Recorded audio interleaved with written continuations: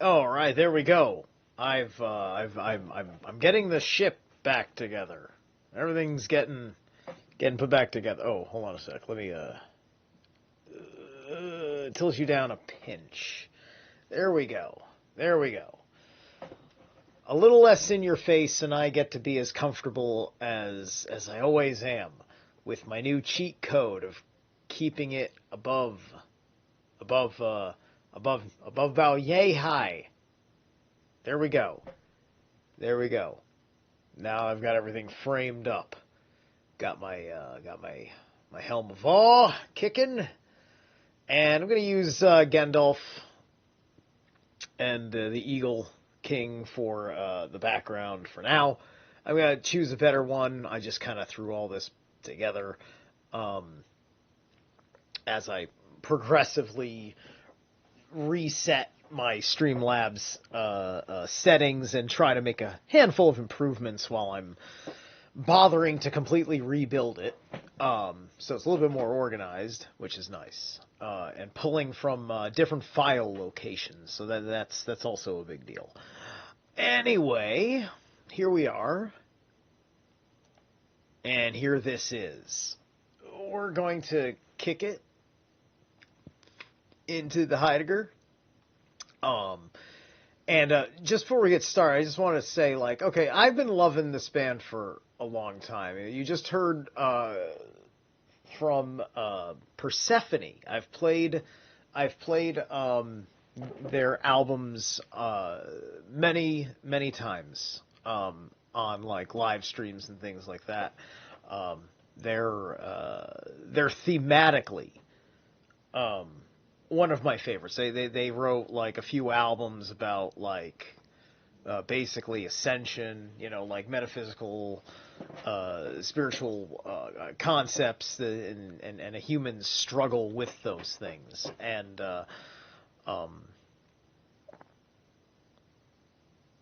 like this album and the album before it, and like this is the latest album. Like, this has been out for a hot minute. I don't want to talk about the album so much as I mean, I do, but we're here for Heidegger. But my point is that I feel like the algorithm is just being a bastard, or something. Like the only place that I could find this album on YouTube is on the band's channel, not even the record label's channel. The band's channel on a tab, I guessed, for band YouTube pages, which is just for a playlist of your quote-unquote releases. So for your album to be there as a playlist, all good to go for you.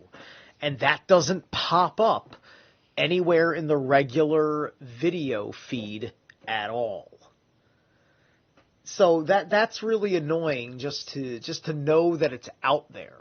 It's just like I didn't hear one iota of anything from anywhere in the metalverse about this album or the album before it coming out. I don't know why nobody wanted to talk about it. They're fucking amazing. It's just like, why don't you want to? There's lots of bands doing very similar things. So I don't know. I feel like the algorithm is working against Persephone. So please, I clicked the link to the song you just heard off the Lingua Ignota Part 1 is the name of the album. So it's a concept album. I'm not sure if all their albums are concept albums. There's a handful of them that I are not as fond of. Like some of the earlier material, it wasn't as wowish for me. But anyway, Spiritual Migration. I highly recommend that album. And then the follow-up album, Athema, is very cool. Although I think that there was a little bit of a struggle with making the vocals work. The vocals, I felt, could have been, I don't know, maybe it was a mere production. Maybe mere production was all that it needed. Maybe it needed something in the performance. I don't know. I don't know what it is, and who the fuck am I to critique? I'm a schmuck who couldn't just write my own riff to play for 5 minutes for you. So anyway,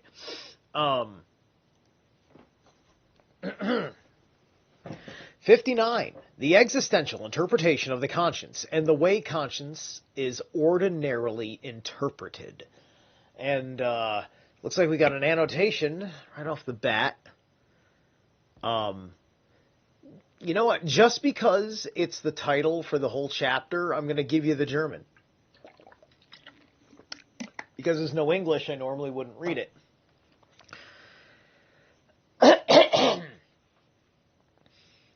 Die existentielle Interpretation des Gewissens und die vulgär Gewissenslegung or Gewissenslegungs.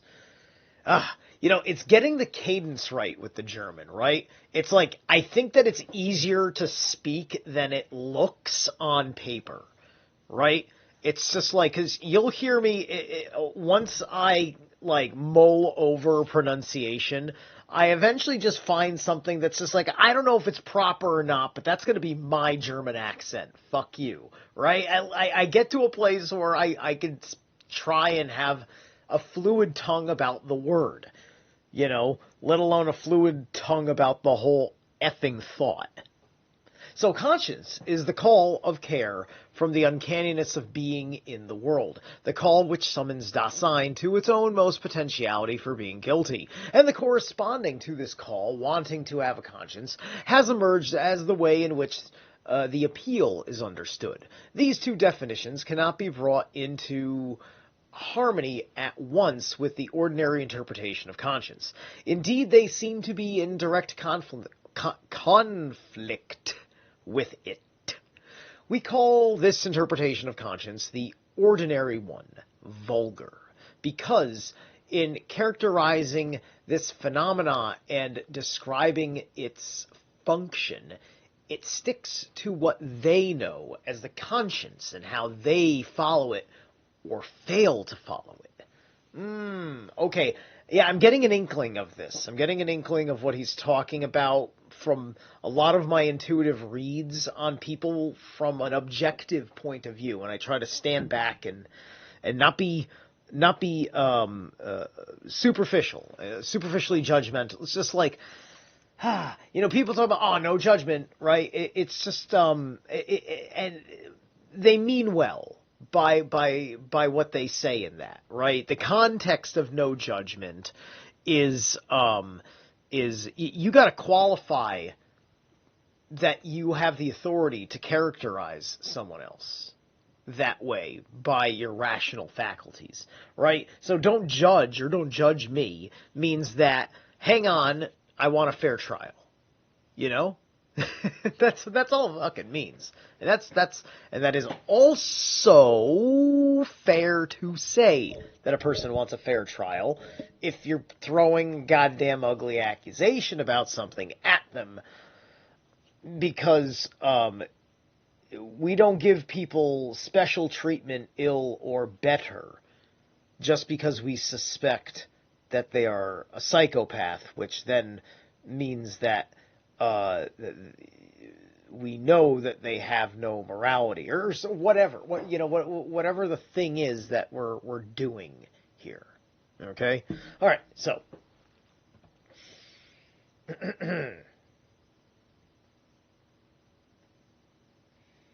Give me 1 moment, please.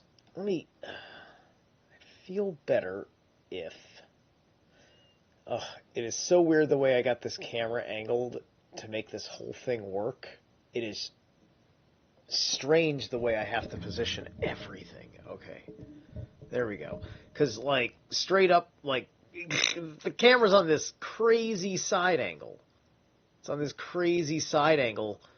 But, you know, I had to put myself in frame. Okay, there we go. All right. Let's get back to the lecture, shall we? Where's the chat room? Is anybody here? Nobody's here. Awesome. I'm competing with Dr. Longo tonight, so that does not surprise me. Shall we? Making sure my audio is fine. Good. Okay. Okay, so what they call the sign is someone else's potentiality for being guilty. All right. Yeah, so the ordinary one, vulgar. Okay, so see that's okay. So vulgar or vulgaire with the umlauts was vulgaire, right? So vulgaire is right there. They down here it uses the e, right? So vulgaire, ordinarily, right? So that's the context to the title. So the existential interpretation of the conscience and the way conscience is vulgarly interpreted. The vulgar. This is getting into proper context of the word vulgar, which is cognate to vulva, in certain sense.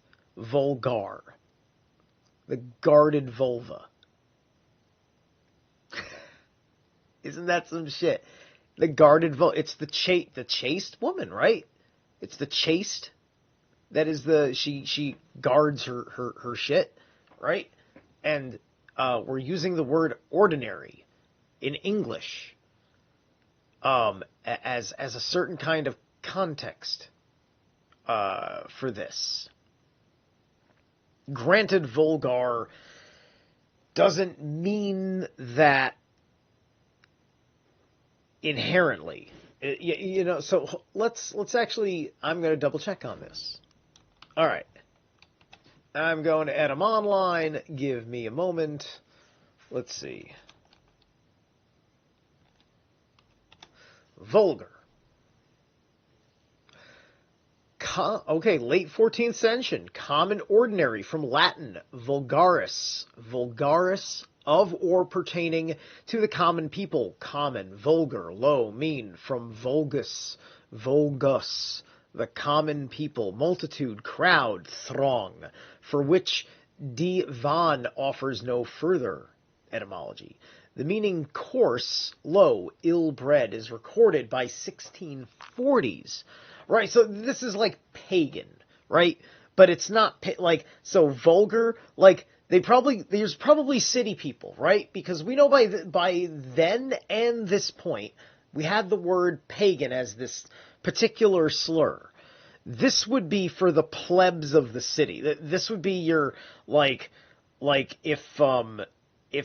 being like you're a redneck, redneck,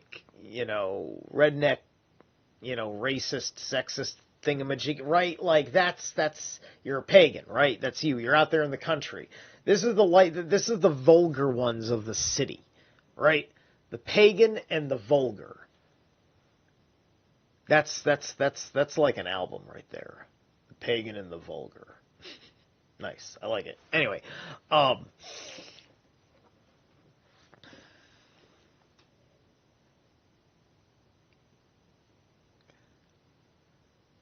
was the everyday speech. Vulgar Latin was the everyday speech of the Roman people as opposed to literary Latin. Modern Roman languages are largely descended from vulgar Latin. Romanic languages, do they mean like the Romani culture? Is that what they mean?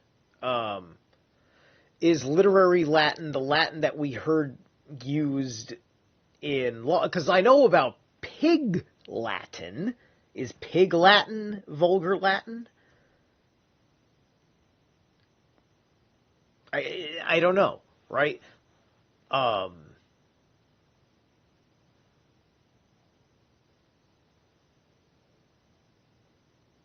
So I find that very interesting. It's making sense to me because it's making me rethink about the context of the use of the word ordinary, right?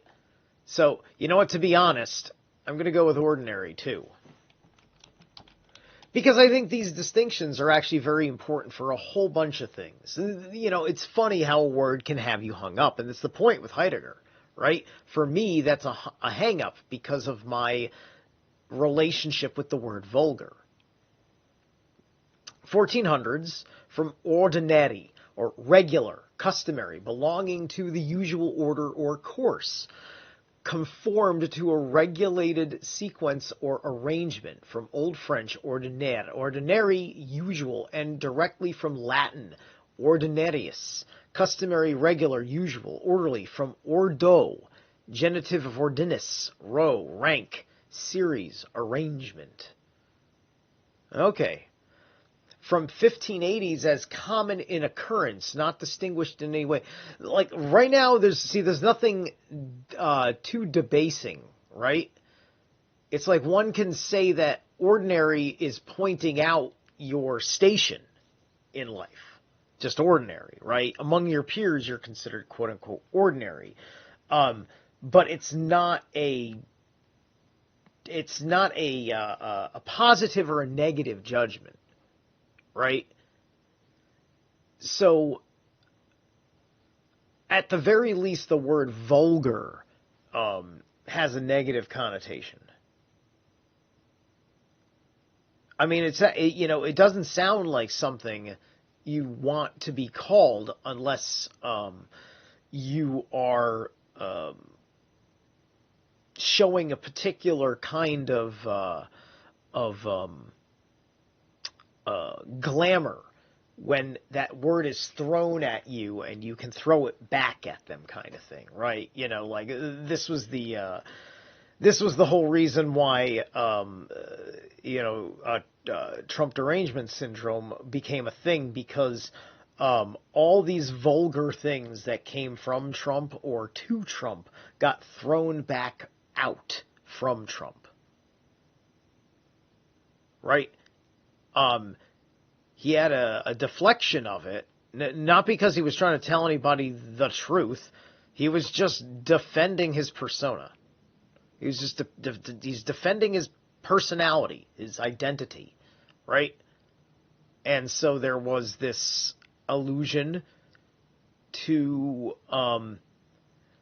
him being made into an ordinary man, and thus that got him the vote, because it created the perception of ordinary, because the way they yelled at Don is the way that conspiracy theorists were getting yelled at by all these experts when, whether they were smart or stupid, they just cared. They just cared. Decent people, demanded respect, had their interesting beliefs or whatever, but they just cared about the integrity of the facts of a matter of things of national interest. And they were mocked as the vulgar, effectively. Oh, the ordinary people. Hey, PK! What up, bro? Good to see you here. What's up, Nicholas Burnett? Acid Bath's second album, Pagan Terrorism Tactics. Oh, boy. Yes, it's what we call the Viking Age. But anyway. Okay, so I've gotten ordinary and vulgar out of my fucking system. You understand. So see how important these uses of words are. But must the ontological interpretation agree with the ordinary interpretation at all? Should not the latter be, in principle, ontologically suspect? If indeed Dasein understands itself proximally and for the most part in terms of that which it concerns itself, and if it interprets at all its way of behaving as concerned, then will not there be falling a concealment in the interpretation of that very way of being? Being which, as a call, seeks to bring it back from its lostness in the concerns of the they.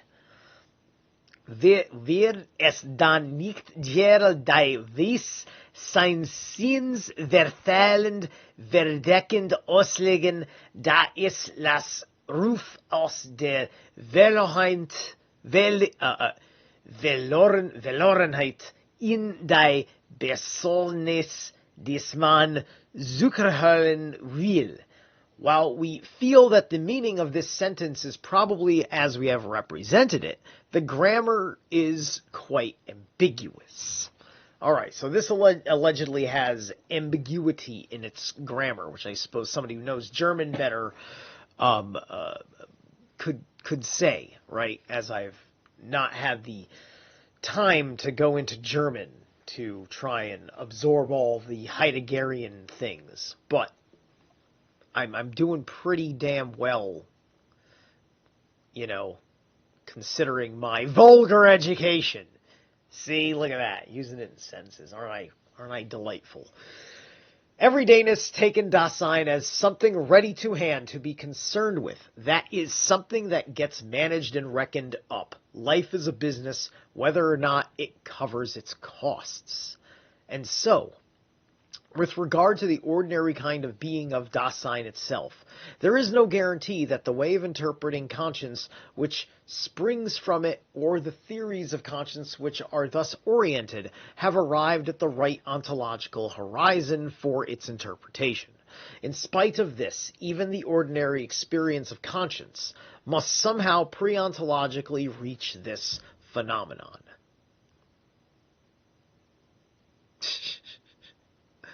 Are we talking about the very German sentence? Do you know the German, PK? Which one are you talking about is confusing? I want to hear it. Two things follow from this. On the one hand, the everyday way of interpreting conscience cannot be accepted as the final criterion for the objectivity of ontological analysis. So just to let you know, the way, it's really quite something, the way my mind is inspired by a thought as I go on reading, right? I go on reading and I go on reading, and I don't necessarily have that, I've got to stop right here and comment on that, or I tell myself, remember to stop at the end of the passage, this word I want to talk about, right?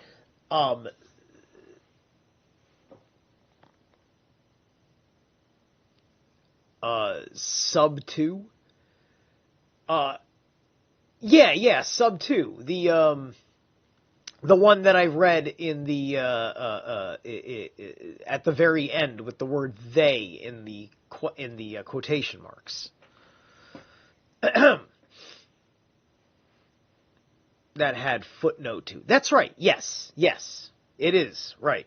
Got it. I mean, let me reread the English sentence. Let me backtrack for just a second on it, and really kind of, okay. Is it all this one big long thing? Okay. If indeed Dasein understands itself proximately and for the most part in terms of that which it concerns itself, and if it interprets all its ways of behaving as concern, then will not there be falling and concealment in its interpretation of that very way of its being, which, as a call, seeks to bring it back from its lostness in the concerns of the they. Okay. What's up, Brandon? All right. Hold on a second. I think I understand this sentence. Give me one more second, because if I crack this sentence, you're going to really like what I thought that it said.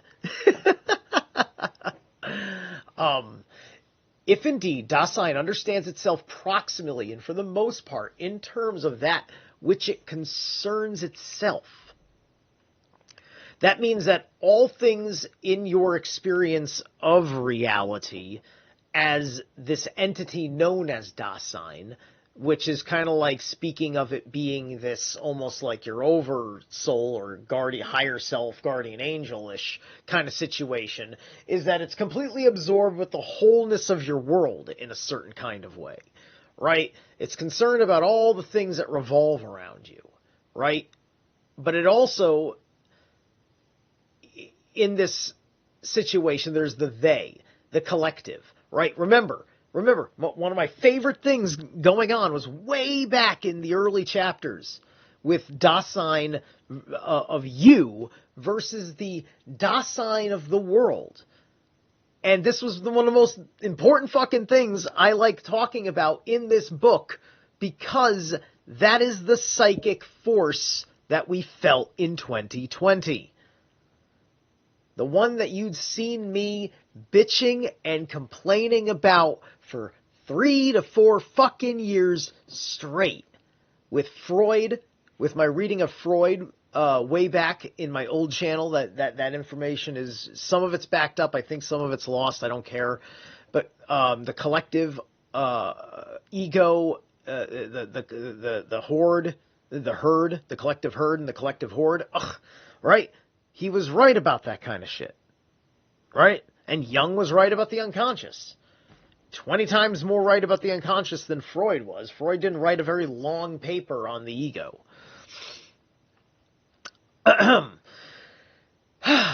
Okay, so yeah, then will not there be falling and concealment in its interpretation of that very way of its being, which, as a call, seeks to bring it back from its lostness in the concerns of the they. This is when you're having that conflict of interest with people, right?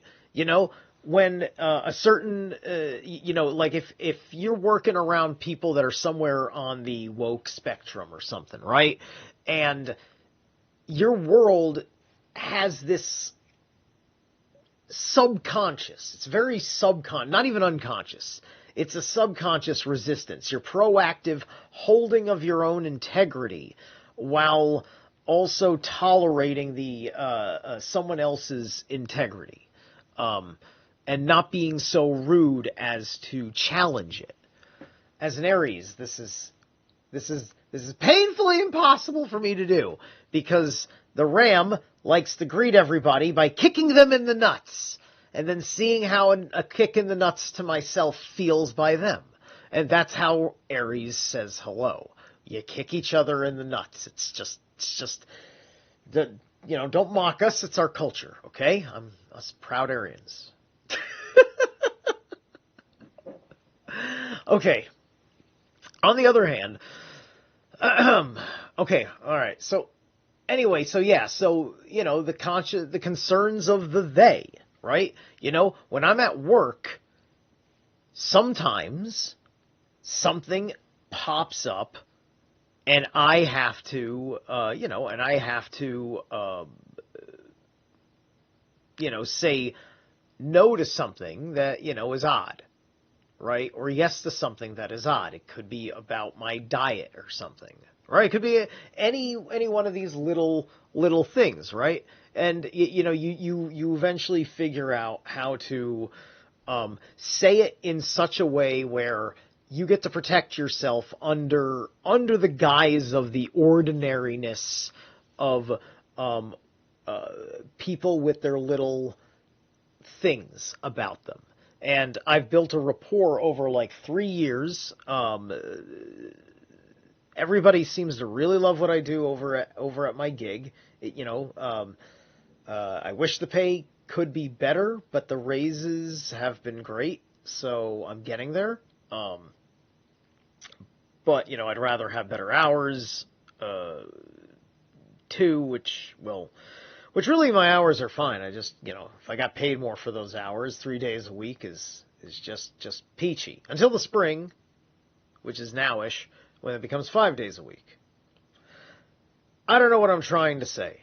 I'm a musician who is not making money with music, and therefore I'm complaining about that. Yeah. You remember the old readings where I did Lon Milo DeQuette and Crowley. Yeah. Those were very cool, and I may do more of that again. Like I said, after this Heidegger one, I'm going to try and keep it to shorter material. But I like to be able to throw a classic monster, just to say it's there in my whatever, like young, big monster of book. To have, to say, look at me, I covered the collective unconscious live. But anyway, so here I am covering Being in Time live. On the other hand, we're going to jump right back down to this mid-sentence where I paused. On the other hand, such an analysis has no right to disregard the everyday understanding of conscience and to pass over the anthropological, psychological, and theological theories of conscience which have been based upon it. If existential analysis has laid bare the phenomenon of conscience in its ontological roots, then precisely in terms of the analysis, the ordinary interpretations must become intelligible, and they must become intelligible not least in the ways in which they miss the phenomenon and in the reasons why they conceal it. But since, in the context of the problem of this treatise, the analysis of conscience is merely ancillary to what is ontologically the fundamental question, we must be satisfied with alluding to the existential problem when we characterize the connection between the existential interpretation of conscience and the way it's ordinarily interpreted. All right, give me a moment. I want to see how far, because I've handled a whole lot, and I want to know if this is a long chapter, isn't it? All right, so we're in a long chapter.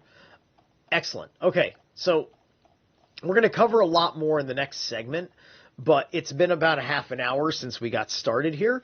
So I'm going to take a water and a smoke break.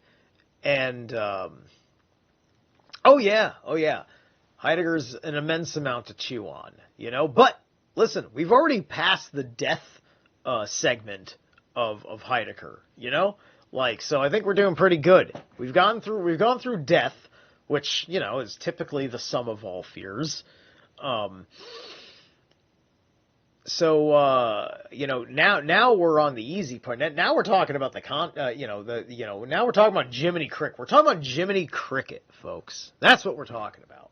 This is all that guardian angel stuff. We're kind of talking about the Ansuz rune. I would say the Ansuz rune is very much in the spirit of the conscience as Heidegger is framing it. All right, so there you go. I've given you a double chew on this guy. All right, let me see here. Close that. And all right, so let's get back into the Persephone. Oh, did I forget to go to the next? Shoot. Sorry. There we go. 1 second, guys. Boom.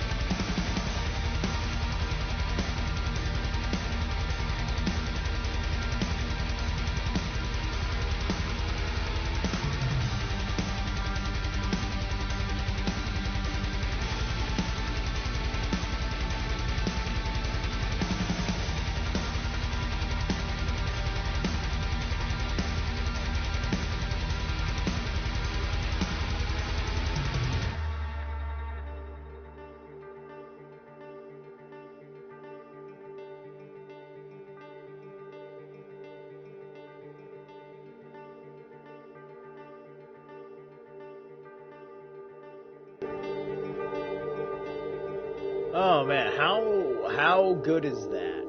Like, oh, this fucking band. This band that they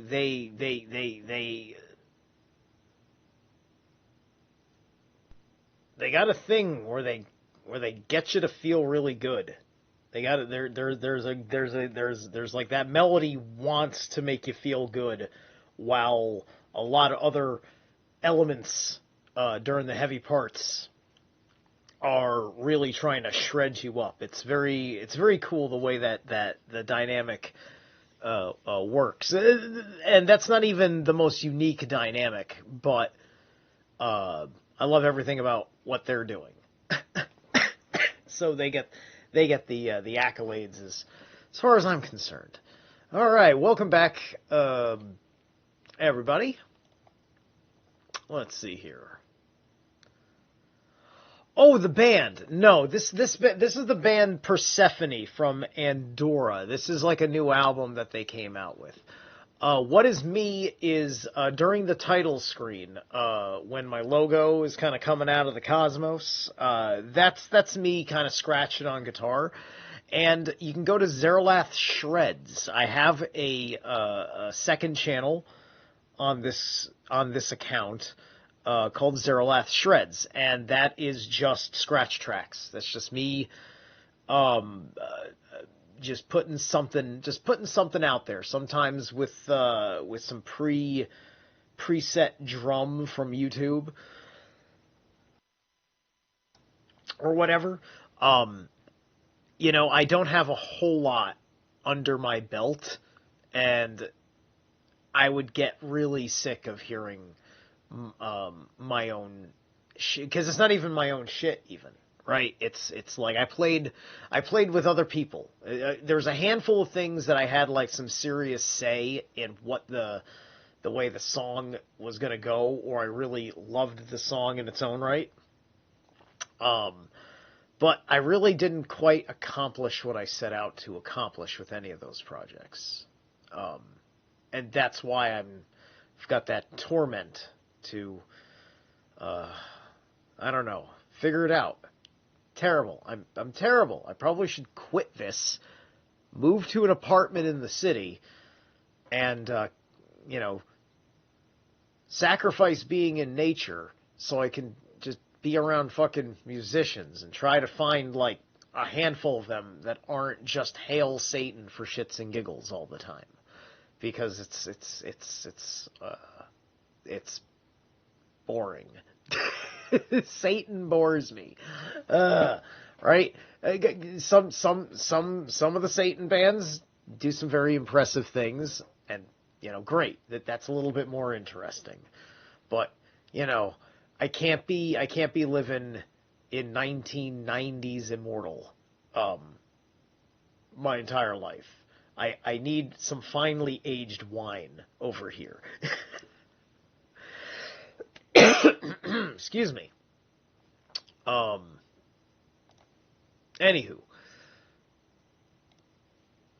in the ordinary interpretation, there are four objections which might be brought up against our interpretation of conscience as the summons of care to being guilty.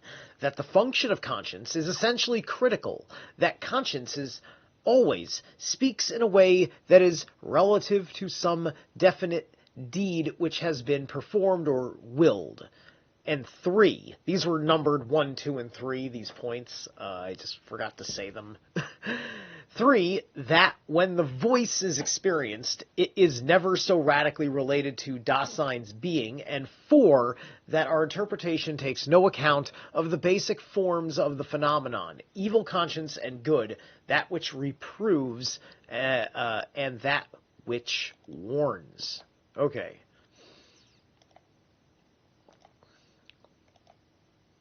Let us begin our discussion with the last of these considerations. In all interpretations of conscience, the evil or bad conscience gets the priority.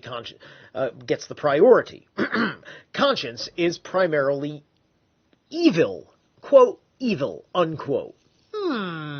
Such a conscience makes known to us that in every experience of conscience, something like a guilty gets experienced first. But in the idea of bad conscience, how is this making known of being evil understood? The experience of conscience turns up after the deed has been done or left undone. The voice follows the transgression and points back to that event which has befallen and by which Dasein has loaded itself with guilt.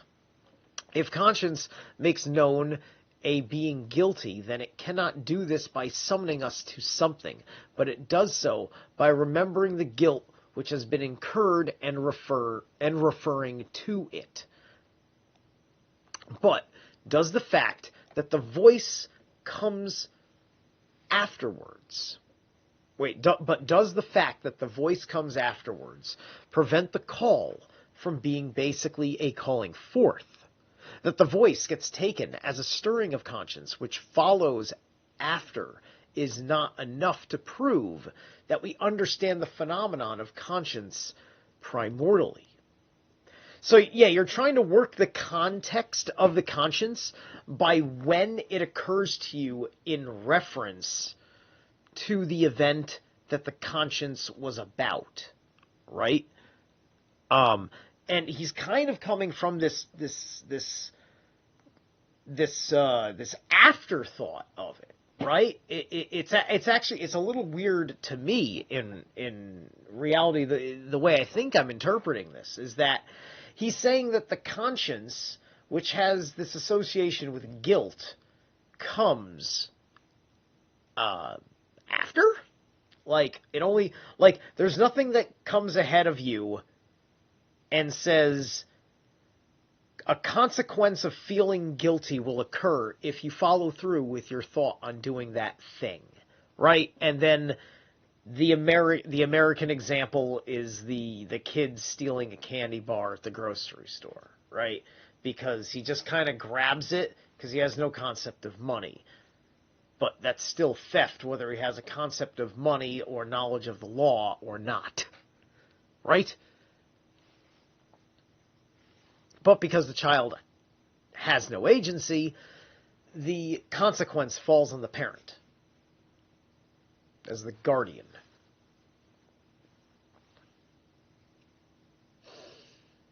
And so, therefore, your conscience is going to be a shadow or a reflection of aspects of wisdom from your parents mixed in with worldly experience and the voices in your head that aren't you. And that's going to be all of the shit coming in and telling you something about what you got to do about this situation.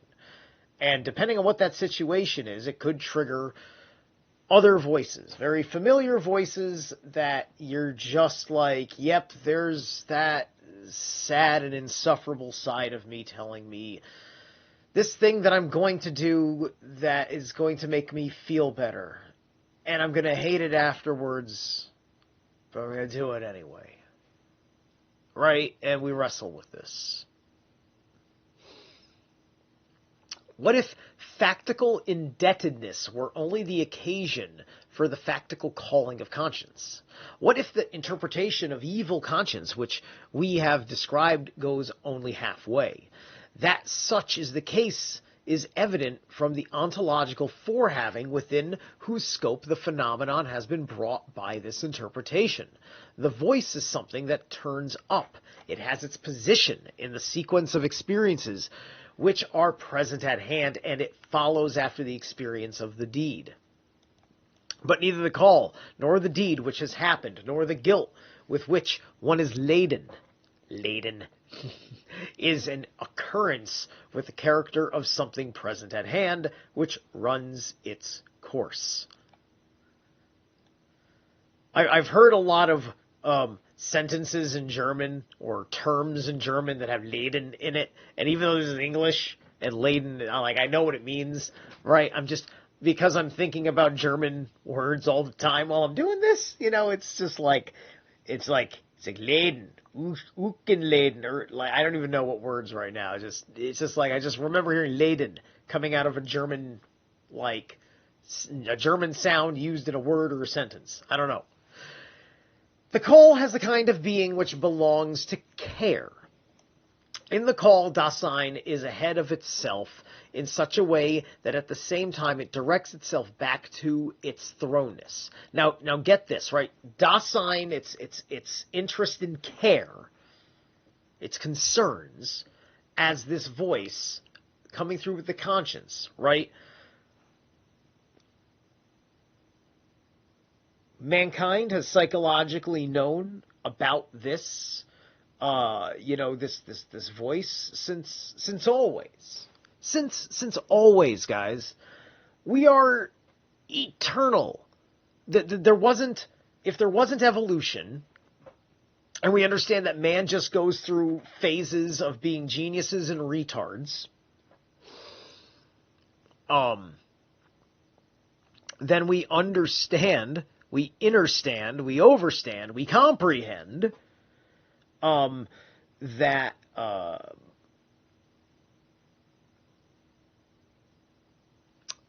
you could insert into someone's Dasein all sorts of psychic reinforcement of an imaginary force. Okay? Now, what are we talking about? Where are all those errands out there? You know what I'm fucking talking about. We're talking about the whole AIX bit. We're talking about the imposter sky gods and their function that was allowed by the higher force to incur under some sort of deception that the higher force wanted to allow to be. Right? It could even be a cosmic occasion in which the higher force says, this qualifies as a mistake. Right? And the higher force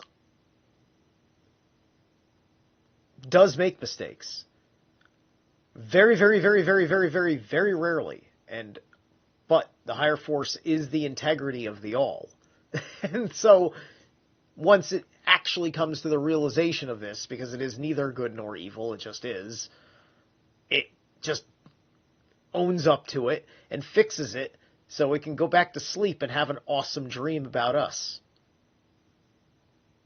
That's how it works. Anyway, only by the first positing that Dasein is an interconnected sequence of successive experiences, it is possible to take the voice as something which comes afterwards, something later, which therefore necessarily refers back. The voice does call back, but it calls beyond the deed which has happened and back to the being guilty into which one has been thrown, which is earlier than any indebtedness. But at the same time, this calling back calls forth to being guilty as something to be seized upon in one's own existence, so that authentic existential being guilty only follows after the call, not vice versa.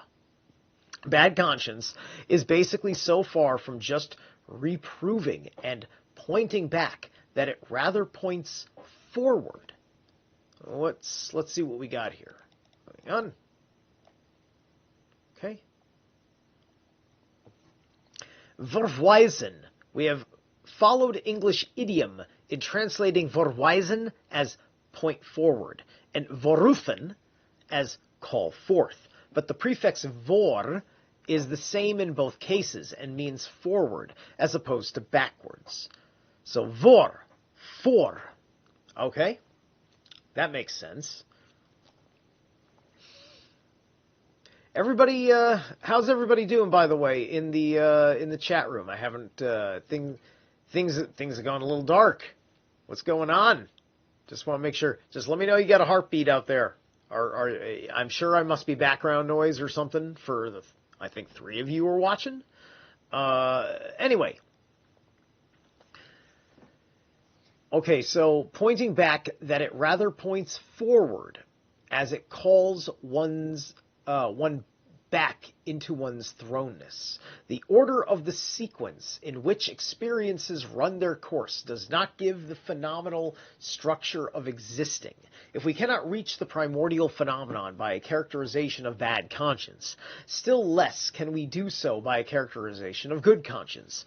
Whether we take this as a self-subsistent form of conscience or as one which is essentially founded upon bad conscience. Okay, I don't really need to hit that one. Just as Dasein's being evil would be made known to us in the bad conscience, the good conscience must have made known its being good, right? So this is having judgments about your, like, I think what guilt is having a certain judgment about how your nervous system is reacting to what your informed field is trying to say is happening to you, right? Or happening for you. So chew on that for a hot second. I think that's what I'm understanding here, right? So, or understanding. Let me use the most proper of speech to explain these delicate things. Okay. Your nervous system and your heart are going to have certain, reactions, emotional and defensive reactions, a certain stimulus coming into your Dasein, into your informed field. Those things are happening to try and protect certain internal assets that are going to be often hidden in your shadow.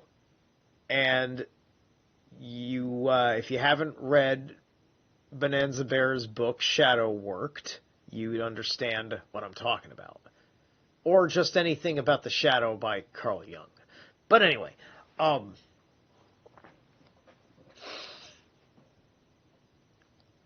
the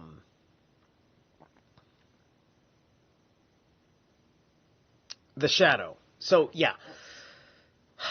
So,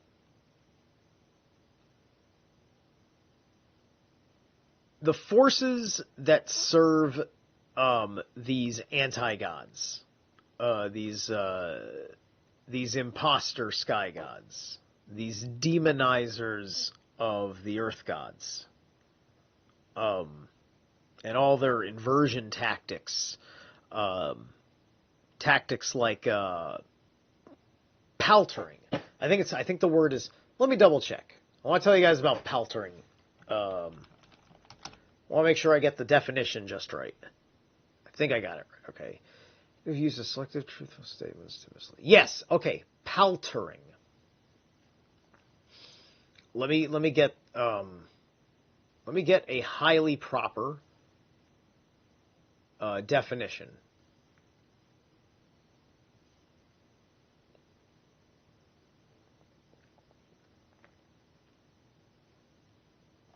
Hold on. Oh, okay. Hold on a second.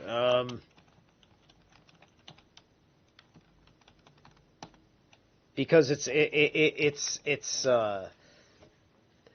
not something that I can just say in a couple of short words and you understand it. I might just go Merriam-Webster, but I just wanted to see there's a really good something. I just want to go with some. I don't know. Okay, let's see. Collins Dictionary. I'm gonna go with this.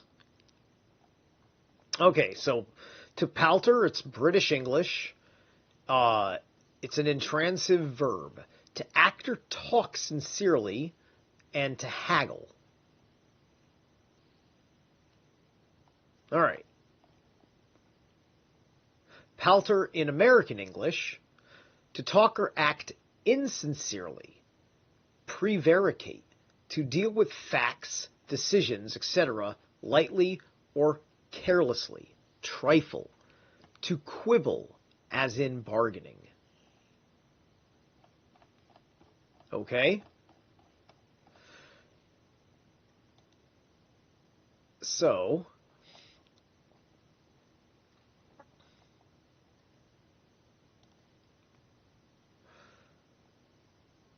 Wikipedia says, paltering is the active use of selective truthful statements to mislead. The term, as applied in psychology and mediation studies, was developed by researchers at JFK School of Government in the late 2000s. The first known use of paltering use of palter to describe acting insincerely or deceitfully was in the 1850s. Paltering is considered both more serious and more common. Hold on a second. Then a lie of omission, a passive failure to correct a wrong statement. Paltering differs from a lie of omission in the following way, as described by Todd Rogers of the Kennedy School. When selling a used car with engine trouble, a lie of omission would be a silent failure to correct a buyer who said, "I presume the car is in excellent shape and the engine runs well." You see, paltering is literally, we wouldn't have an automotive industry without paltering.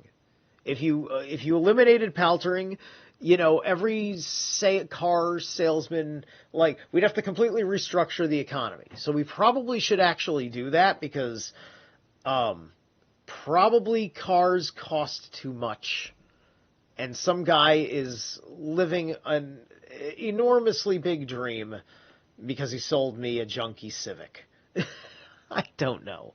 I'm being very mean to a very nice guy who sold me a thing, but nice people are naive. Whatever. Anyway, I presume the cars and okay. While paltering would involve deceiving the buyer with a statement such as, "I drove it yesterday in 10 below temperature, and it drove well."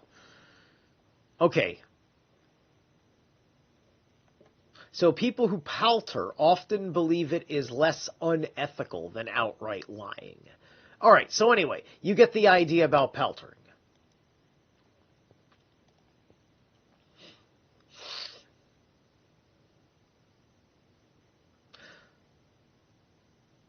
Okay, so form of just as Dasein's being evil be made known to the bad conscience, the good conscience, so the insertion of the demiurge and all that stuff.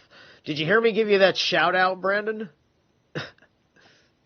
I told people to get your book so they understood what was going on when people are programming, right? So programming the demiurge, right? So this is very useful for understanding, just how you're troubled by all of this stuff. Such a conscience would let a man say of himself, "I am good." Who else can say this than the good man himself? And who would be less willing to affirm it? But if this impossible conclusion is drawn from the idea of the good conscience, the fact that being guilty is what the conscience calls only comes to the fore. To escape this conclusion, the good conscience has been interpreted as a privation of the bad, one and defined as the bad one, and defined as an experienced lack of bad conscience. So my whole thing was, so the escape, the good conscience has been interpreted as a privation of the bad one, right? Interpretation, right? It's the interpretation of what's going on with your heart, with your nervous system. In whether it's about your guilt because you did something wrong, or your guilt because you don't want to suffer the consequences, your fear of the consequences. There's the fear of feeling like you failed or betrayed somebody, and then there's the fear that you got caught. Like that you're going to get in trouble for something you don't deserve to get in trouble for, right? Or that you definitely just don't want to get in trouble for, period. Okay, so these kinds of things are happening to you, and they aren't good or bad. You are either good or bad. Those things aren't good or bad, but you need to have a rational mind. You need to have forethought. And if you're plagued with those kinds of issues, it means it's time for you to stop everything that you're doing and reflect, because you're about to jump off the cliff and the dog won't stop barking because you're going to fall off a cliff. And so the dog will not shut up because nothing will matter. And he'd rather you stop running in that direction to turn around and yell at him who's yelling at you, because it keeps you from running off the cliff because you're now facing the dog who's away from the cliff. So go chase the dog until it shuts up, because that's what the dog wants, for you to get away from the fucking cliff. All right, and so you need to have that goddamn fucking voice, or you're going to fucking fall off that cliff in life. And you're not supposed to feel bad about it. You're not supposed to have a fucking existential fucking crisis about it. But you're definitely supposed to, you definitely have to show some concern for how inconsiderate you were to other people. In the pursuit of your selfish aims. Anyway. Sometimes I get nowhere in life because I'm so considerate of other people. I'm just like, I think I'm just rushing, and I can't handle the speed at which I need everyone else. And yet I still need them one way or the other. And I'm not getting any younger, right? I'm not sure what his position is exactly yet. He may be setting this up to knock it down. We're going to find out. Let me see actually how far we are here from the end of the chapter. Okay, we're going to take another break here because it's been about that much time. Let me get to the end of this passage, and then we're going to run the next song. Okay.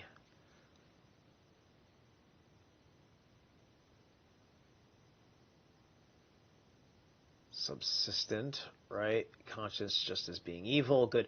It is easy to see that the conscience, which used to be an effluence of the divine power, now becomes a slave of Pharisaism?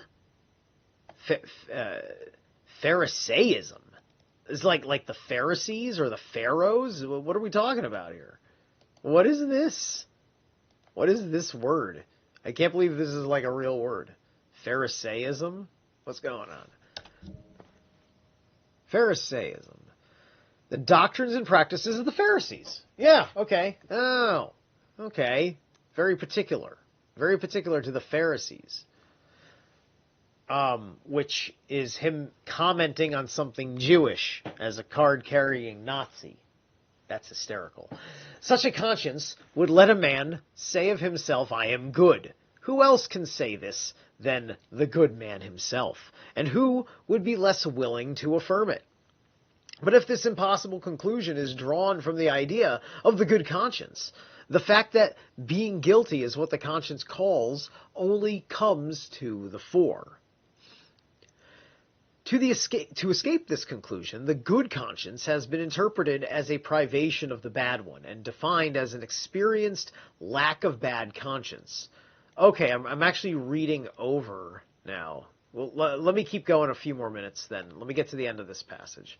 This would make it an experience of not having the call turn up. That is, of my having nothing with which to reproach myself. But how is such a lack experienced? This supposed experience is by no means the experiencing of a call. It is rather a making certain that a deed attributed to Dasein has not been interpreted by it, and that Dasein is therefore not guilty. In this paragraph, Heidegger takes pains to disassociate Gewissen, which is conscience, from the adjective gewis, which is certain. So gewis means certainty. But gerwesen means conscience. So certainty and consciousness. Aha, that makes so much sense. And its derivatives. Sikverwissen, wissen, making certain, gewisverden, becoming certain, and Gewissheit, certainty.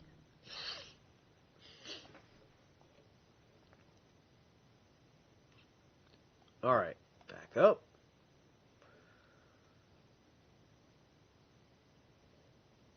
Hold on. Okay, hold on. Becoming certain that one has not done something has by no means the character of a conscious phenomenon. Conscience phenomena. It can, however, signify rather that one is forgetting one's conscience. In other words, that one is emerging from the possibility of being able to be appealed to. In the certainty here mentioned lurks the tranquilizing suppression of one's wanting to have a conscience. That is, of understanding one's own most and constant being guilty. The good conscience is neither a self-subsistent form of conscience nor a founded form of conscience. In short, it is not a conscience phenomenon at all. Insofar as here we go. This is where we're pausing. Right here. Right. Nyar. Okay. Good. Okay. Let's see.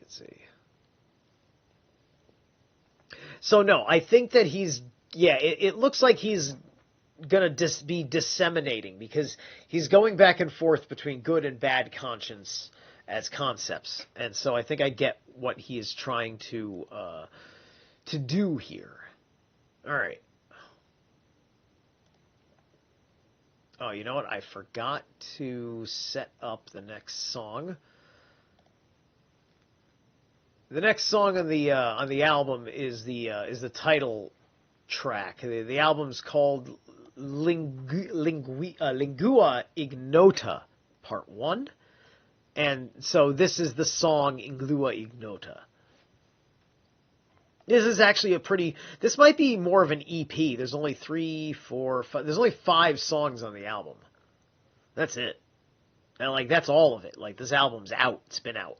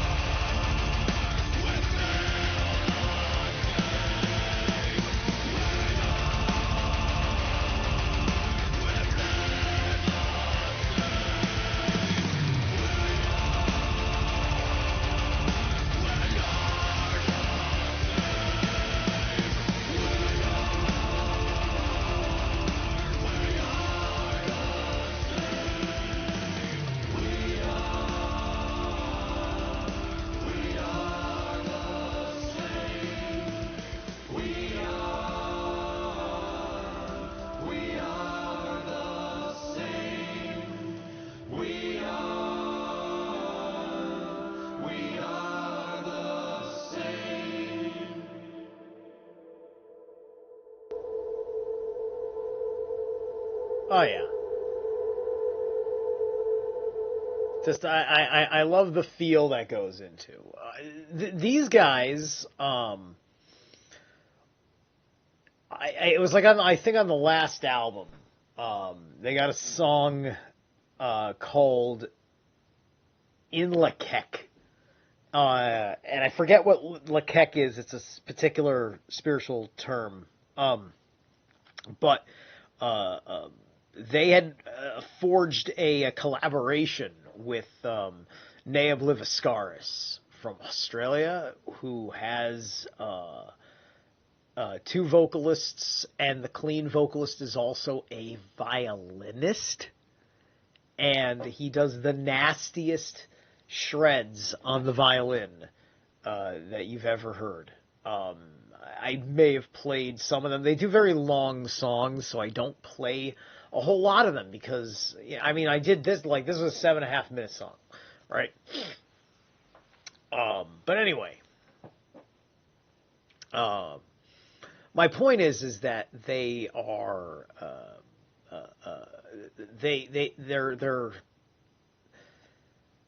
their song composition, I can tell, has been influenced. I think that they probably had a really good exchange as musicians while working together. At some point, they're either on tour or whatever, right? So this band is something. Because like I'm just telling you, like, I found this album and the album before it yesterday. I've been listening to this band for years. I do not know, like, I would just go, like, the Persephone page, I go to the label page. It's just like, is somebody suppressing, like, this band? Like, put it in your front fucking window, like any other fucking product you're gonna sell. You can't sell it from behind the counter. From behind it's just like, like Locke was in the back of Petco. They brought him out because I was asking about iguanas. They brought him out. It's just like, well, why is he in the back? Oh, he's got an attitude. What the fuck's that mean? Got a fucking attitude. I got a fucking attitude. Obviously, this is my iguana. I'll be back to get him. Right? And yeah, he had a little bit of an attitude. I would too if I was a Petco iguana. That Petco went out of business. I am not shocked. And I, my third bearded dragon I got from that Petco also. He was a gimp because he was mishandled with the crickets, with the feeding crickets, and the feeding crickets mauled at him a bit, and he had a stump of a tail and a stump of a foot. But he was like the most amazing beardy, oh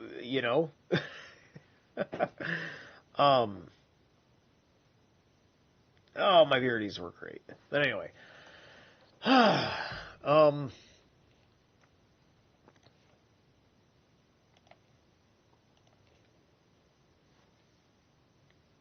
let's see. I sing in a choir, just translate all that new stuff into my own constructor form. Yeah. Well,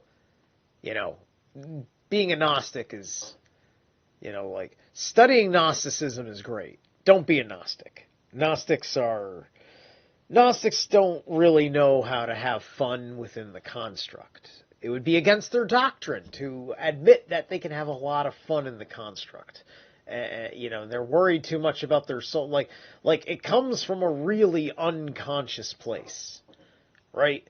Like, you haven't figured out who you are, you haven't figured out how to resolve your pain, and you're still, you're still holding all sorts of trauma and pain body stuff, and immaturities and insecurities and inefficiencies, and you're already like, you've already like gotten married, and you're also thinking about living your life in a way that appeals to your family and your community that you need for your family to be where it wants to be, and if your wife's not happy, you're fucked, right? So this is the matrix for people, right?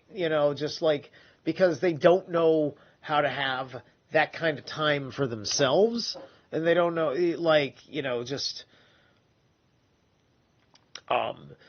it's just like they have to be so lucky that Loki fucks up their life, right? Everybody looks at Loki like the good guy when your life gets really, really fucked up when you're when you're way more conscious and your life gets fucked up, then you start getting resentful of Loki, and that's the test. It's just like, are you still going to appreciate Loki, after you've woken up and you thought that you could fucking outsmart him? Right? Because once in a while you can outsmart Loki, because he is a Jotun. Right? You can't outsmart Odin, but you can outsmart Loki. And that's only if you're in alignment with Odin. Because it's really Odin outsmarting Loki, or one of his ravens, or, an Odinic spirit, if you will. Because it's probably not even Loki, it's probably like a Loki spirit. Like gremlins. Gremlins are little tech spirits that were created by Loki when we evolved into the industrial age. Gremlins were created between Loki and the dwarves. That's just something that I figured out intuitively, because gremlins are like a modern mythos that wasn't connected to any deity. It's just like, this is a little creature called a gremlin, and they didn't exist before industry, right? But this is how the living mythos works. And so I just sat there and I said, okay, look, gremlin, like, they're so goblinoid-like, and goblins are like a thing because goblins are like a certain kind of, quote, orc, because orcs, was kind of like the catch-all for like all these different kinds of monstrous creature type of human-ish dudes, right? And so yeah,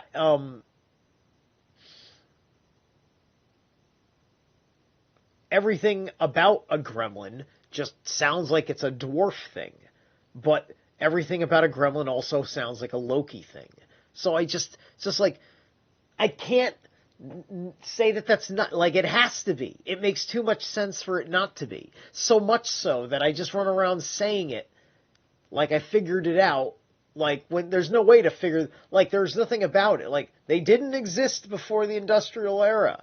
There was nothing that was cognate, that could be, there was no type of spirit throughout all of history that was like a gremlin until that civilization had machines of certain types, and then the gremlin came into being. So I think it's Loki and dwarves. At least the troublesome ones. Maybe gremlin doesn't. Maybe we just notice the nasty gremlins. Maybe the good gremlins are the guys that are making sure my processor's working right now. I don't know. I just know that they're not terribly inconvenient. Usually things go fine. Once in a while, something happens, like the update that screwed over my my system.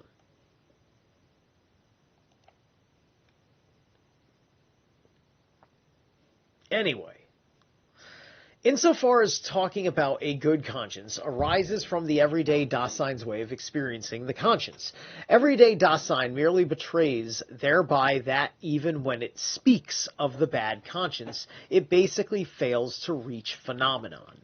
Let me make sure did I switch the screen? Yes, I did. Okay, good. For the idea of the bad conscience is oriented factically by that of the good conscience. The everyday interpretation keeps within the dimension of concernfully reckoning up guilt and innocence, Unschuld, and balancing them off. This then is the horizon within which the voice of conscience gets experienced. In characterizing what is primordial in the ideas of bad and good conscience, we have also decided as to the distinction between conscience, which points forward and warns one which points back. I am sorry, my eye flickered while the scroll happened. I completely lost. Insofar as good conscience experiencing every day merely betrays a phenomenon. Oh, okay, then it is horizon. Shoot. Keeps this dimension conservatively reckoning up guilt. Oh my god. Jeez, where the hell did the word go? Okay, I'm starting up here. For the idea of the bad conscience is oriented factically by that of the good conscience. The everyday interpretation keeps within the dimension of concernfully reckoning up guilt and innocence, Unschuld, and balancing them off. This, then, is the horizon within which the voice of conscience gets experienced. Okay, so, alright, so this is how he's explaining the experience of the conscience. So let me go back over that again. Leprechauns. I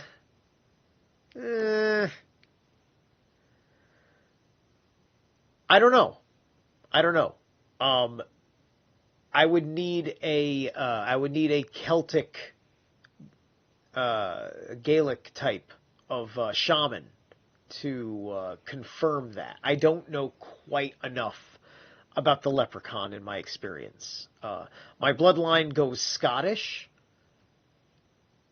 and so I'm still pretty strong on the Norse side of things. I don't know exactly how Celtic I am.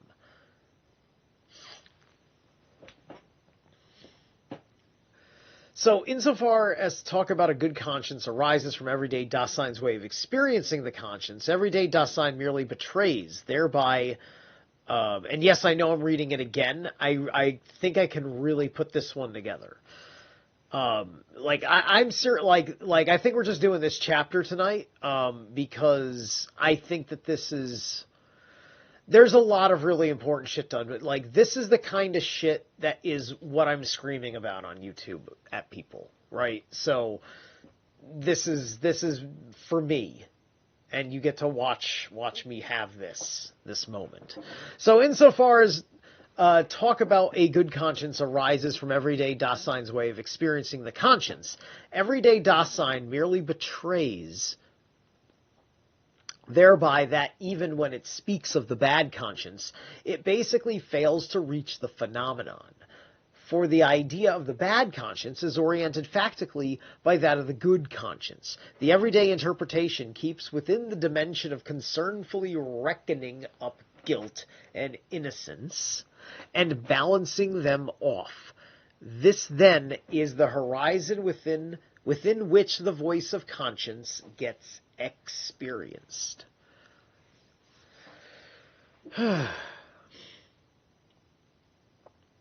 Yeah. This is all the surface interpretations of your personal judgment and reflection on your own behavior after you've done it, especially if you had done something that,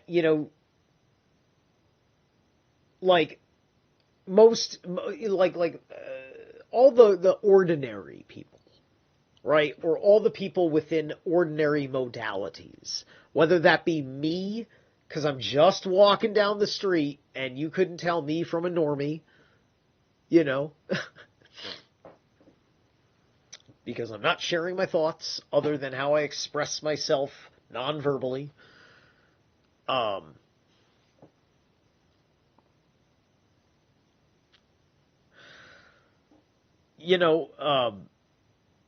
There is the idea that, you're going to have to make certain decisions where, your book, your leader, was not clear about this moment.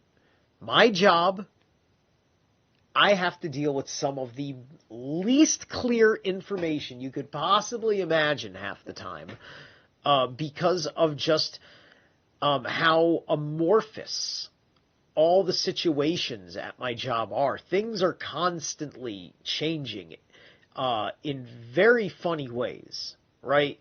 Where everything gets set for a certain item to be set in a certain place, and that's the law. It's going to be set there, that's that. And then something crazy comes up all the time, to the point where it's not really crazy. It's just like, to you it would sound crazy. To me, it's just like Tuesday, right? And like, everything on that, in that corner has to be moved around because of new circumstances. You know, some item came in, some event was announced, etc., etc. So, I have to keep track, and then I have to figure out, all right, what's the fastest way to do this? Me looking for it myself, or me waiting to get an answer from another very busy person that I have to stop and wait? You know, and they need personal space while they're doing their thing, or they're talking to a client, and it's just like, and then there's no one else, like, then I have to set the task aside and remember to get back to the task when the boss comes around and find something else productive. These are crazy things that I have to do. And I make sure that my bosses know that they're driving me crazy, but I can handle it. And that's my main message to my bosses, is that you are driving me crazy, but I can handle it, which is why I will never disrespect you, because it's not even your fault. Let's just try and work this out, but I'm being driven crazy. And I think my bosses like me for being like that. I mean, something's got to be some reason why I got a raise, right? It's got to be some good reason. I don't know. What am I doing right? Why is it not right enough where I'm figuring out Rockstar? Yes, Adventures at the Flower Shop. Welcome to mundane reality. No, but anyway. All right, so let's move on from this passage. I'm sick of it now. In characterizing what is primordial in the ideas of bad and good conscience, we have also decided as to the distinction between a conscience which points forward and warns, one which points back and reproves. The idea of the warning conscience seems, of course, to come closest to the phenomenon of the summons. It shares with this the character of pointing forward. And remember, pointing forward was that term that had that annotation. So it's probably that word being used again.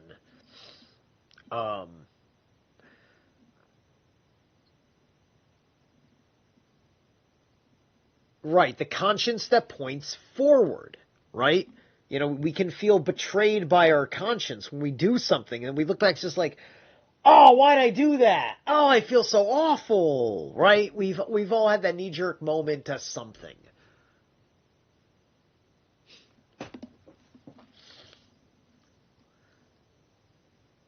The idea of the warning conscience seems, of course, to come closest to the phenomenon of the summons. It shares with this the character of pointing forward, but this agreement is just an illusion. When we experience a warning conscience, the voice is regarded in turn as merely oriented towards the deed which has been willed, from which it seeks to preserve us. But the warning, as a check on what we have willed, is possibly only because the warning call is aimed at Dasein's potentiality for being, that is, at its understanding of itself in being guilty. Not until we have such understanding does what we have willed get shattered. Now, before I continue, okay, we already read that way earlier. We spent forever on that page. Okay, we didn't miss nothing. Where's the end of this chapter? Dear God. Okay, getting there. It's a 1-page, 2-page, 3 pages. 3 pages, folks! We'll probably have one, we might have one more break before the end of this. I don't know. Depends on how much I gotta break down the next 3 words. The conscience witch. Wait a minute, what do you mean the conscience witch? What does he mean by witch? No, I'm not going there, folks. I'm kidding. The conscience which warns us has the function of regulating the moment to moment our remaining free from indebtedness.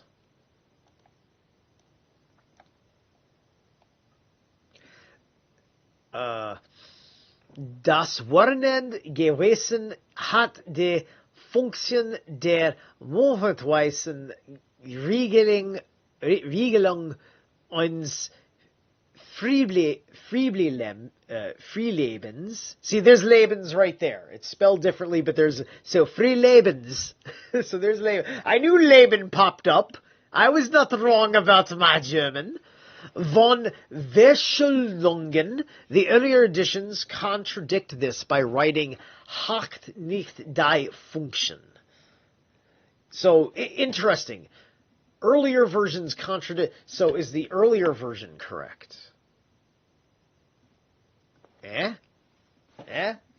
Interesting.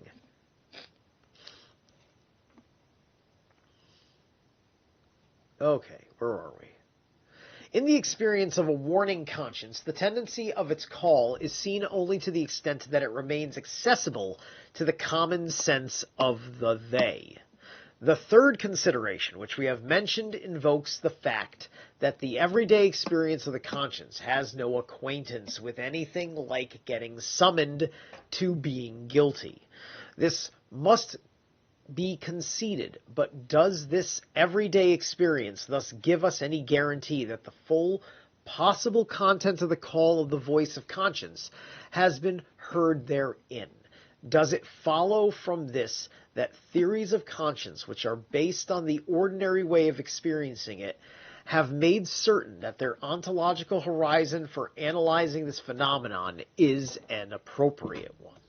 Right? So this is about how much do you need to be that concerned with the existential? Right? When it comes to your conscience, right? Are you sure that this experience that is producing a response from your conscience within you, are you sure you need to let this give you anxiety? Is it worth anxiety? Right? Because I think that I think the word guilty is probably also more of an explanation of anxiety. It's just like, I have anxiety. Why? Because I did something wrong. Because you're guilty. Right? You feel guilt. You know? So, considering, guilt is a feeling, and guilt is guilt is also a judgment in court. Isn't that interesting, right? And so I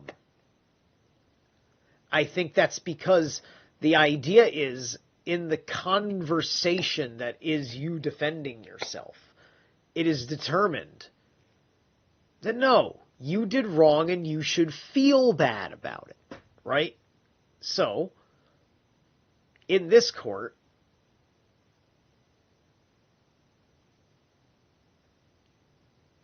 you're going to feel bad, and then you are also going to have to serve some sort of duty that is fitting for what you did, for which you should feel bad about. This, however, leads to covering up the phenomenon in two ways. What one sees in the theory is a sequence of experiences of psychical process, a sequence of whose kind of being is for the most part wholly indefinite. In such experience, the conscience is encountered as an arbiter and admonisher, with whom Dasein reckons and pleads its cause. When Kant represented the conscience as a court of justice, and made this an basic guiding idea in his interpretation of it, he did not do so by accident. This was suggested by the idea of moral law. Although his conception of morality was far removed from utilitarianism and eudaimonism, even the theory of value, whether it is regarded formally or materially, has its unexpressed ontological presupposition, a metaphysic of morals that is an ontology of Dasein and existence. Before I continue, I just want to go back here and say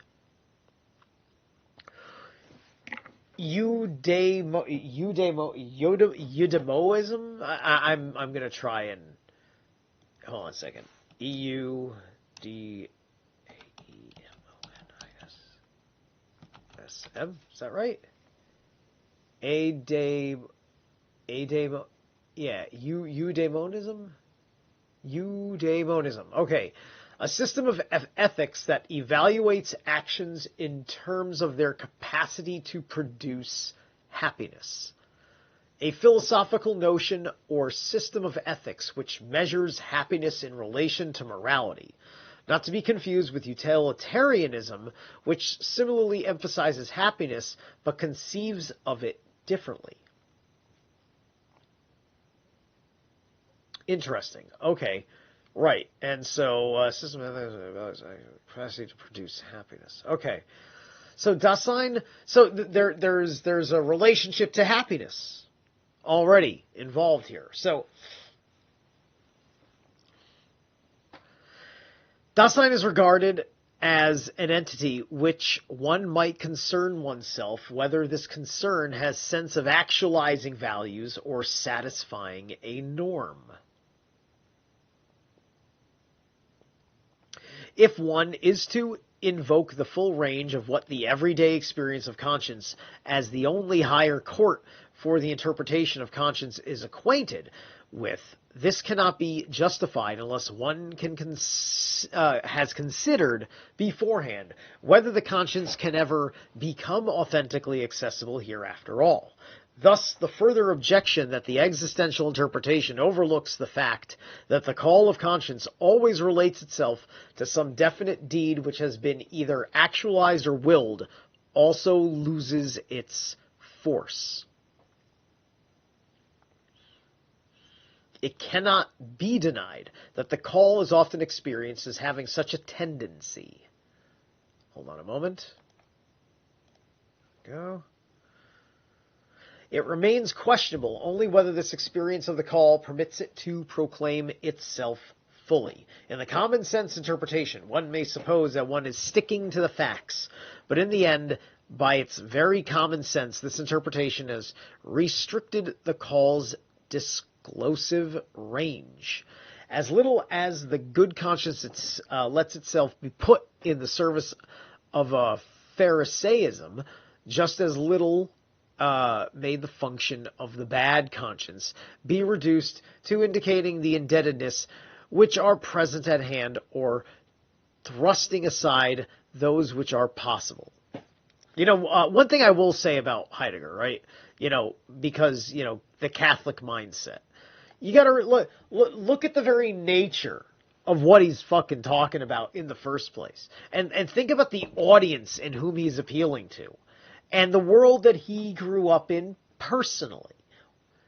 And that's all of us in many respects. I was raised Catholic at first. I didn't want to be Catholic by the time I was 12. But I still wanted to be a Christian. Then I realized I didn't really want to be a Christian. I just wanted to be in spiritual alignment, and go have fun with a handful of sins that I disagreed with in the Bible. And that's all there really was to it. Until it became more important. So, this would be as if Dasein were a household whose indebtedness simply need to be balanced off in an orderly manner so that the self may stand by as a disinterested spectator while these experiences run their course.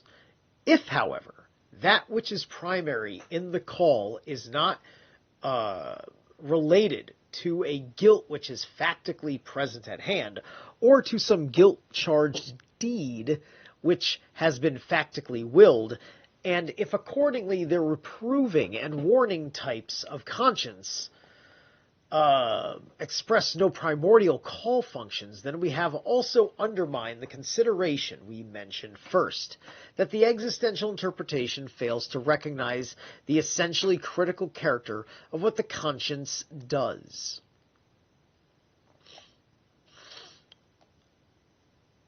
And so my point was, right, I jumped out of one world, one Dasein, to another Dasein. I was looking for something in that Dasein that felt like I was avoiding making bad decisions while leaving a Dasein that everybody said was a bad decision. Don't leave the church, your soul, right? Yeah. Well, that's the whole bit, right? All of this level of philosophy, psychology, is pretty much just taking a word and running it to the ground until you've extracted every possible way of understanding the meaning of that word under the context of the psychological construct and narrative that you are weaving. And Heidegger is doing it correctly. The consideration, too, is one that springs from catching sight of the phenomenon in a manner which, within certain limits, is genuine. For in the content of the call, one can indeed point to nothing which the voice positively recommends and imposes. But how are we to understand this positivity which is missing in what the conscience does? Does it follow from this that conscience has a negative character? We miss a positive content in that which is called, because we expect to be told something currently useful about assured possibilities of taking action which are available and calculable. This expectation has its basis within the horizon of that way of interpreting which belongs to common sense, concern, a way of interpreting which forces Dasein's existence to be subsumed under the idea of a business procedure that can be regulated. Such expectations, and in part these tacitly, underlie even the demand for a material ethic of value as contrasted with one that is merely formal, are, of course, disappointed by the conscience. The call of conscience fails to give any such practical injunctions solely because it summons Dasein to existence, to its own most potentiality for being itself, with the maxims which one might be led to expect, maxims which could be reckoned up unequivocally. The conscience would deny to existence nothing less than the very possibility of taking action. But because the conscience manifestly cannot be positive in this manner, neither does it function just negatively in this manner, the call discloses nothing which could be either positive or negative as something which we can concern ourselves. For what it has in view is a being which is ontologically quite different, namely existence. On the other hand, when the call is rightly understood, it gives us that which in the existential sense is the most positive of all, namely, the own most possibility which Dasein can present to itself as a calling back, which calls it forth into its factical potentiality for being itself at the time. To hear the call authentically signifies bringing oneself into a factical taking action, but only by setting forth the existential structure implied in our understanding of the appeal when we hear it authentically shall we obtain a fully adequate interpretation of what is called in the call. I think this is the last page, right? Yes. We must first show how the only phenomena with which the ordinary interpretation has any familiarity points back to the primordial meaning of the call of conscience, when they are understood in a way that is ontologically appropriate. We must then show that the ordinary interpretation springs from the limitations of the way Dasein interprets itself in falling.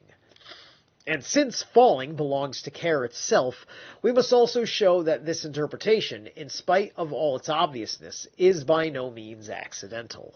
In criticizing the ordinary interpretation of the conscience ontologically, one might be subject to the misunderstanding of supposing that if one demonstrates that the everyday way of experiencing the conscience is not existentially primordial, one will have made some judgment as to the existential moral quality of any Dasein which maintains itself in that kind of experience. Just as little existence is necessary and directly impaired by an ontological inadequate way of understanding the conscience, so little does an existentially appropriate interpretation of the conscience guarantee that one has understood the call in an existential manner. It is no less possible to be serious when one experiences the conscience in the ordinary way than not to be serious when one's understanding of it is more primordial. Nevertheless, the interpretation which is more primordial existentially also discloses possibilities for a more primordial existential understanding, as long as our ontological conceptualization does not let itself get cut off from our ontical experience. Whoo! Okay, I am so exhausted, I don't even know if I want to comment on any of that. I may want to leave that as is with all the amount of commenting I've done. Please hold on.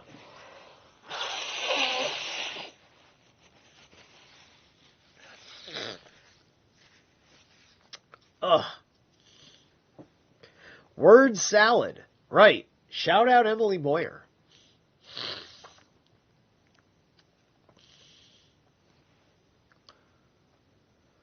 Yeah, so criticizing the ordinary, yeah, because you see, like, Heidegger talks earlier on, actually, when you say word salad, right, and what I said about dissecting a thing.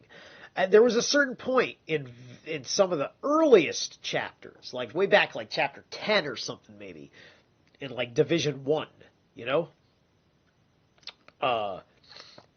he talks about, like, some aspects of the primordial relationship of communication about certain things that like when we are going through the thought of using a tool in our heads, we don't use the same words that we use when we're telling someone that we're using a tool, right? Like when I'm not speaking out loud, and it doesn't have to matter the way the words have to make sense. Primordially, I am saying hand reach for tool. And then I do, I don't even know. But like, point is hand reach for tool, right? It's just like, you wouldn't out loud just say that. Somebody would think that you're off. If you were just like, if the way you said stuff to people says, like, you would say, I'm going to reach for this tool over here, right? But if you didn't have to tell somebody, I am going to go reach for a tool over here, if you didn't have to use words at all, in your head, if you knew words that you just didn't want to use, your primordial words would have been hand reach for tool. And that is giving you some of the raw linguistic structure of things happening in your Dasein. Get it? Okay. I'm taking a peek here. How long is 60? Is it super long? Ooh, it looks super long. Ooh. No, we're not going to do it. We're not going to do it. More words, please. Right? Exactly. That's what it's like. All right, we're not gonna do 60. We'll be here till like 5 in the morning. I don't want to do it. It's 11 now. When did I start? 9, 10, 11. It's been 2 hours though. It's not been terrible. This is great for a live stream. The live streams typically can go like 3 hours. I don't want to do this, and then what I think is going to be like 45 minutes turns into 90 minutes. I don't want to be here for 3 hours and 30 minutes. It'll be next time. I was really hoping it was short. I really wanted to do one more because I really wanted to play the last song. So, you know what? I'm going to play the last song before I go to the close screen, because it's the last song. We rarely do a whole album, and like I said, I think this was more of like an EP or something. All right, come on. All right, guys. So this song's like a little under 3 minutes, or a little under 4 minutes. So we'll chit chat as we're running into the end over here.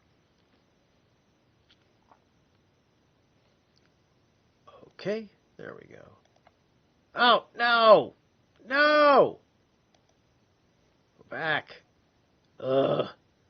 Alright, where are we here? Sorry.